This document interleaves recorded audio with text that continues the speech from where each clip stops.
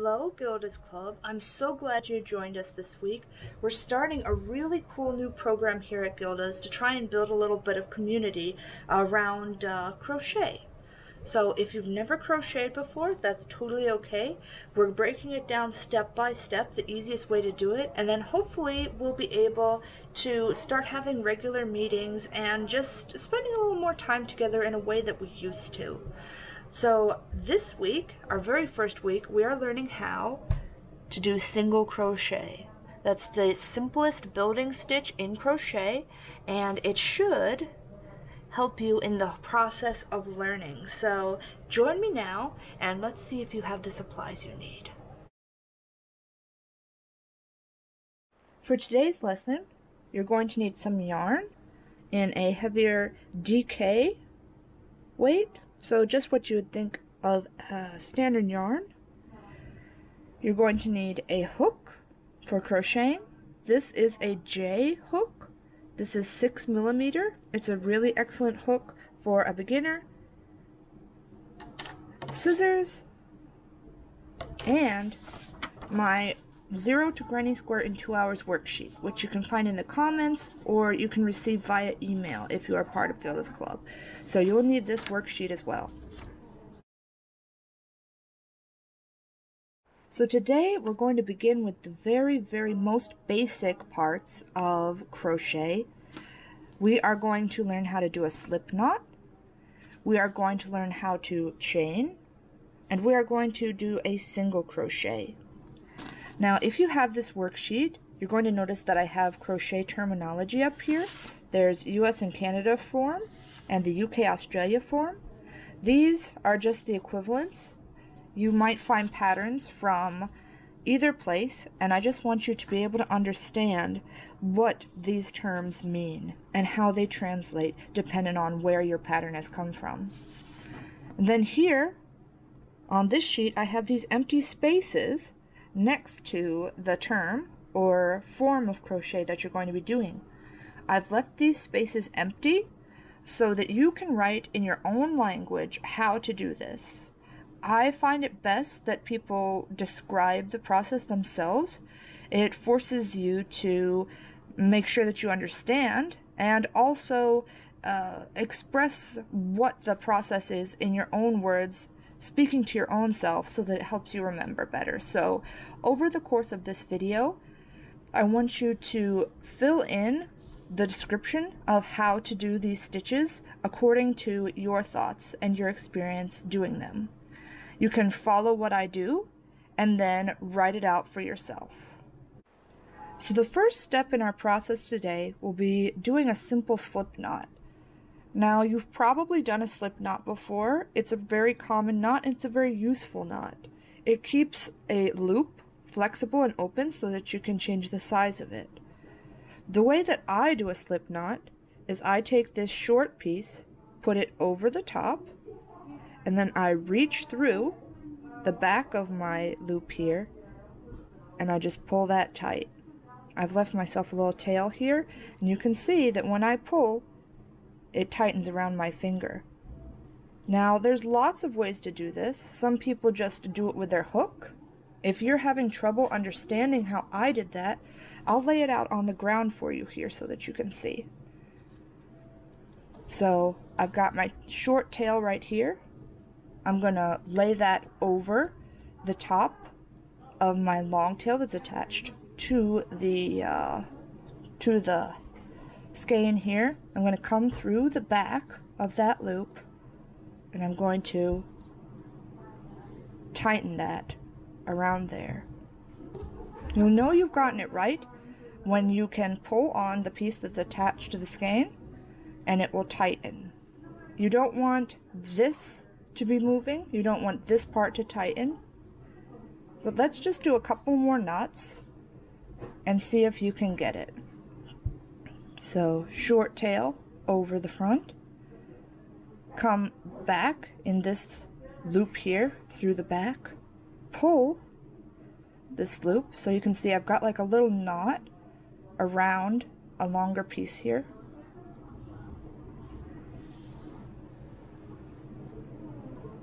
Works. I'm going to do it again. short tail over the top, reach in the back of my loop, pull another loop up. There we go. If you're having trouble with this, I would suggest looking up a video specifically about how to make a slip knot. You might find someone who has a better way of communicating the process to you. You can also try replaying this section again to see the different ways that I did it, or just to get some repetition, because it does help. It's just short tail over the top, pull a loop through the back of that loop there.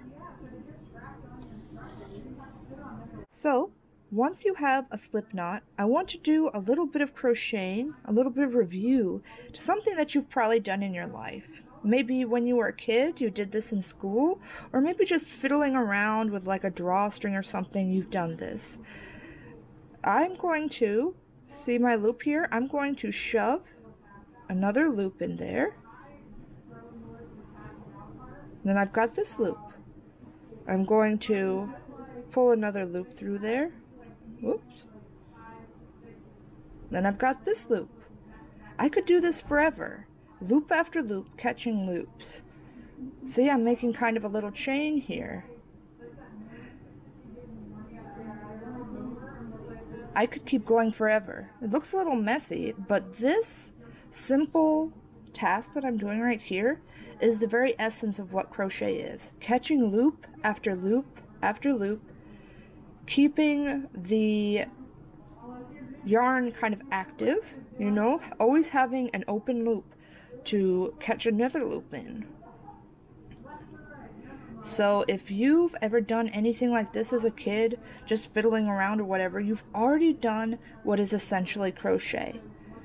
So now that you see how I made this chain, why don't we use our hook to start making chain easier and tidier. Slip your hook into the original loop of your slip knot and pull it so that you can still move that string on the loop. You don't want it super tight. Now, the hardest part of this lesson and learning to crochet on your own without an instructor there with you will be learning how to hold the yarn for yourself. You can see I tend to make myself a little triangle here, holding the tail with my fingers down here and keeping my tension, like holding it right between my fingers up there. That's how I would normally do it. But you, lucky you, should know that there are no rules to crochet. I've seen people crochet holding the string in their right hand as they do it. I've seen people crochet just letting this dangle. You're going to find your own way to do it. So do whatever feels right to your body and don't worry too much about what I'm doing. I'm just showing you this as an example. So the way we chain with a hook is we yarn over, wrapping our yarn around the hook. Some people will come this way, some people will come this way, but it doesn't matter as long as you pick one way and do it consistently. Like I said, in crochet there are no rules. So here's my yarn over, then I'm going to take my hook and I'm going to pull that loop through, just like we did with our fingers. Yarn over, pull that loop through. Now, if you're just trying this, you might be having some trouble initially. Like when you yarn over, maybe your project spins like that. An easy way to fix that is to hold on to that tail. No spinning.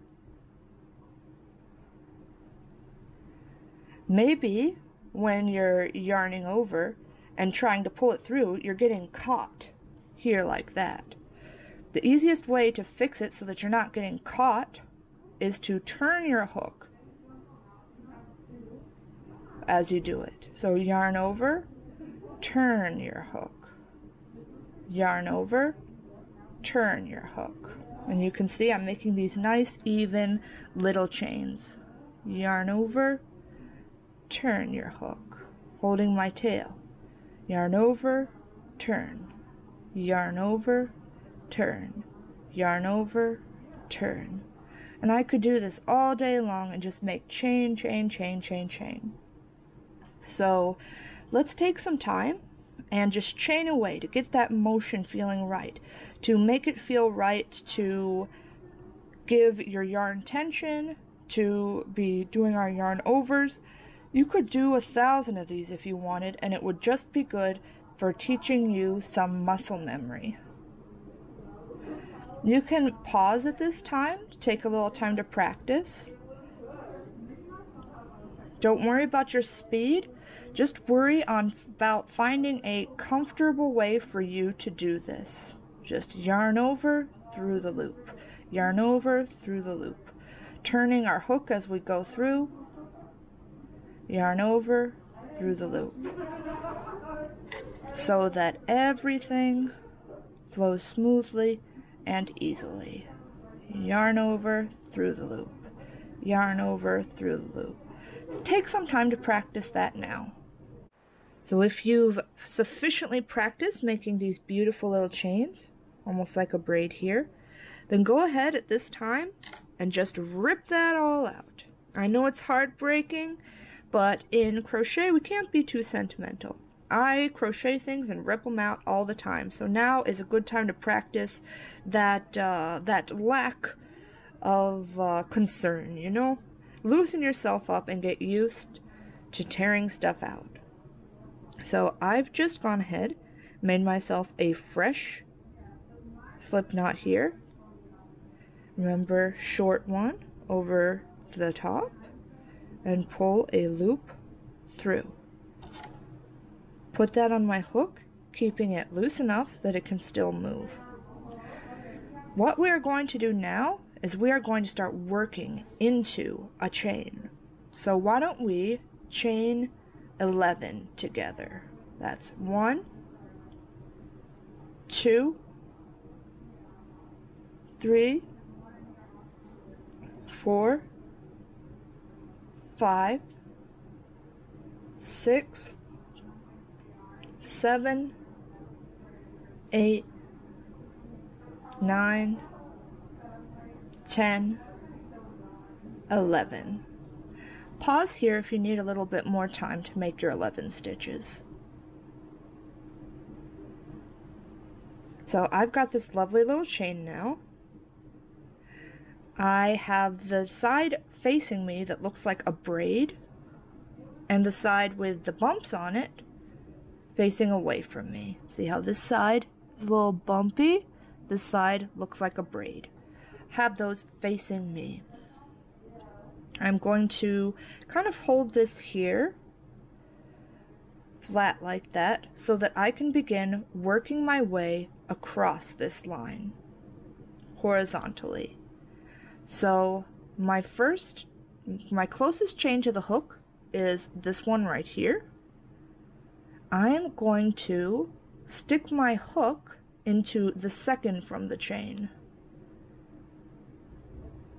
Stick it right inside of that chain. Now this is probably going to be one of the hardest things that you will learn in crochet, finding out where to stick your hook. It can be really difficult at the beginning of a project, especially since you don't have much to hold on to.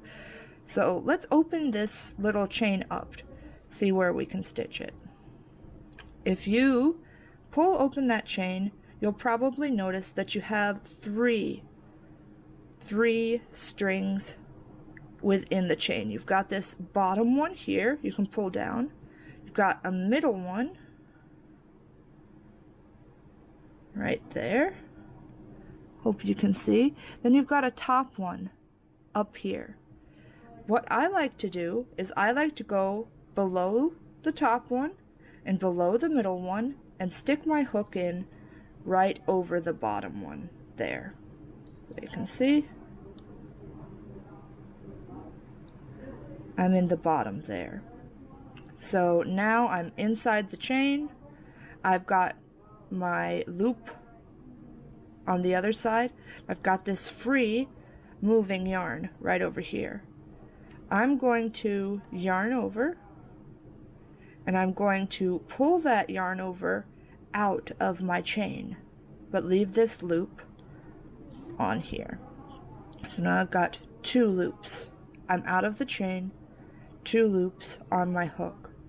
I'm going to yarn over and go through both of those. So now I've just got this little stitch right here. Let me do it again. So I'm going into my next chain to the left. I'm going under 1, 2 strings and into the bottom.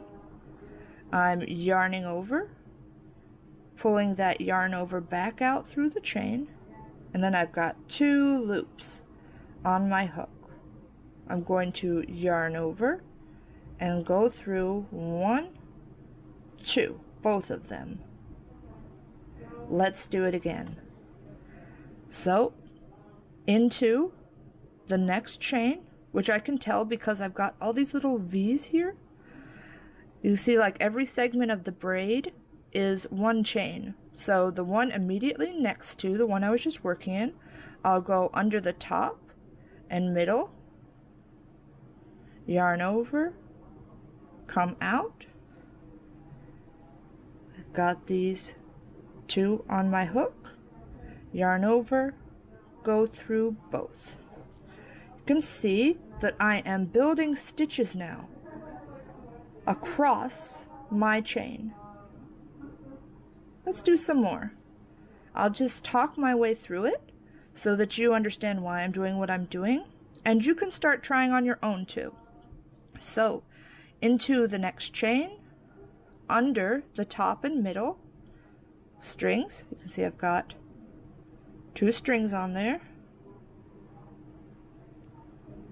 Yarn over, pull that loop out of your chain, yarn over, through both, into the chain, both strings on top, 1 string below, yarn over, out of the chain, yarn over, through both loops, into the chain, yarn over, pull that loop out of the chain, yarn over, through both loops, into the chain, yarn over, out of the chain, yarn over, through both loops, into the chain, yarn over, out of the chain, yarn over, through both loops, into the chain. This is how we start the stitch. Yarn over, out of the stitch, yarn over. This is how we end the stitch, through both loops. And you should be at your last one now. Into the chain, yarn over, out of the chain, yarn over, through both loops. So that is what my finished row looks like. I've got these soft little braid or V on the top. Looks kind of like a braid, right? I can see that I've got 1, 2, 3, 4, 5, 6, 7, 8, 9, 10 stitches. I skipped the first chain immediately after my hook so that I could start stitching into the second one without this stitch being squeezed or pinched. So when we move on to the second row, we're going to chain up again, and I'll show you how that looks. So I have, actually let me move that out of the way, might make it a little bit easier for you to see. I have my most recent row completed, facing me from the same perspective that I created it from. So what I'm going to do now is show you how to go up to the next row. I'm going to chain 1, which is yarn over, and go through the loop on your hook. Then I'm going to turn my work. And when I say turn my work, I mean keep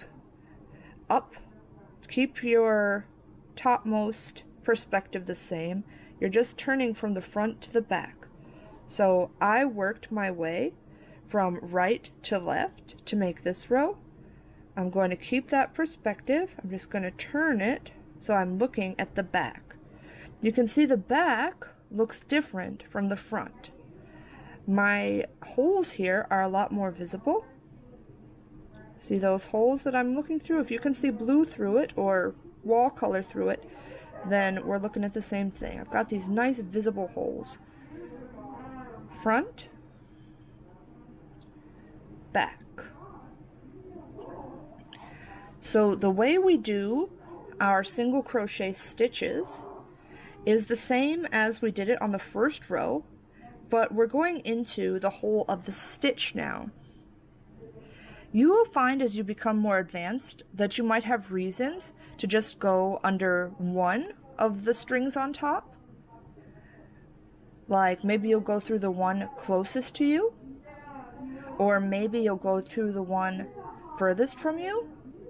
But for now, I don't want you to think about that. We're going under both. You can see that little braid or V that we did on the top. We are going underneath that into this nice big hole here. So into the hole, yarn over, out of the hole. You've got two loops on your hook. Yarn over, go through both. So the next part that might be difficult for you is figuring out what's next. If you pull your string and the hole gets larger, it probably means you've already been there. So I've already done a stitch here. I need to go into the next hole, which is this one here. Into the stitch, yarn over, out of the stitch, you bring that loop out, yarn over, through both. Next, I see this one is pulled open, this one is not yet, so I'm going to go in here, into the stitch, yarn over, out of the stitch, yarn over, through both loops on the hook. This pulled open, so I'll move on to the next, into the stitch, yarn over, out of the stitch, yarn over, go through both loops on the hook. Here's my next stitch, into that stitch, yarn over, out of that stitch, yarn over, through both loops on the hook. Into this stitch, yarn over, out of this stitch, yarn over, through both loops on the hook. There we go. I can see that I've got 1, 2, 3, 4 more stitches to go on this row, because I can count by either looking at those little V's or in the hole that is the back of the stitch here. Into the stitch, yarn over, out of the stitch, yarn over, through both loops. Into the stitch, yarn over, out of the stitch, yarn over, and through both loops. This one is a little bit tighter, but I can see there's still a hole there. Into there, yarn over, out of there, yarn over, through both loops. And last one, don't forget about it. If you are coming to the end of the row and you've still got like a lump like this, it probably means you've got one more stitch. So go into that.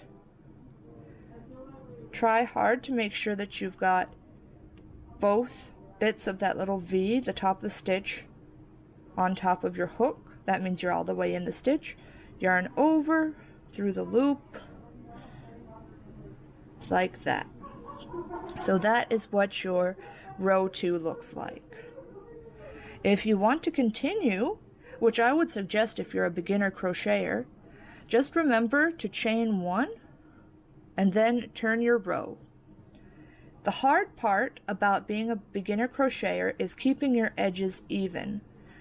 Since we only have 10 stitches, I would start practicing learning how to count your stitches to make sure that you get the closest one to your hook when you're starting and the end one here, because if you start skipping stitches you'll start getting a very funny shape. So this is important for you to learn right here and now as you practice. Your closest one under that V or little bit of braid there, your furthest one down here at the end. Practice counting your stitches V, V, V, V, V, like that, or finding the hole in the back side. And you can just go ahead and stitch, stitch, stitch, and it's wonderful practice for you. I'm going to sit here and stitch just for a few minutes for you to be able to see how I work when I'm working normally, and then I'll show you how to cut off from the large skein. So I'm just going to talk and crochet as I go.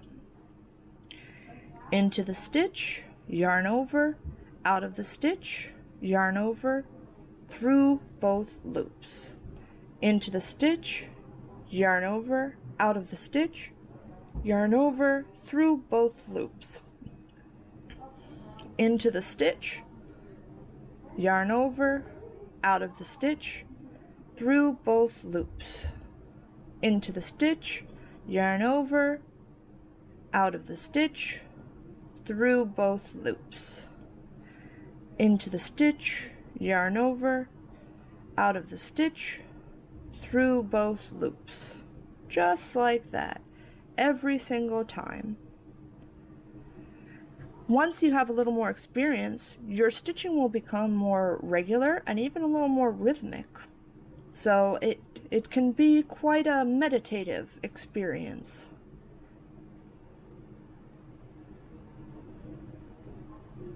Make sure to catch my last one there. And I can just build rows forever. You can make entire blankets this way. Works up relatively quickly when you're using a nice thick yarn like this.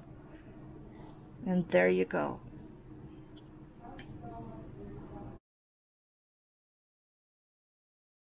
So when I want to end the piece that I'm working on, something that I can do is I can just yarn over like I'm going to chain. I've chained. Now I can trim off. And since I've got that chain there, I'll just pull that through the loop and pull that nice and tight. And that's not going anywhere. That will stay secure. So make yourself a blanket for your beanie babies, make yourself a little phone cozy for your purse.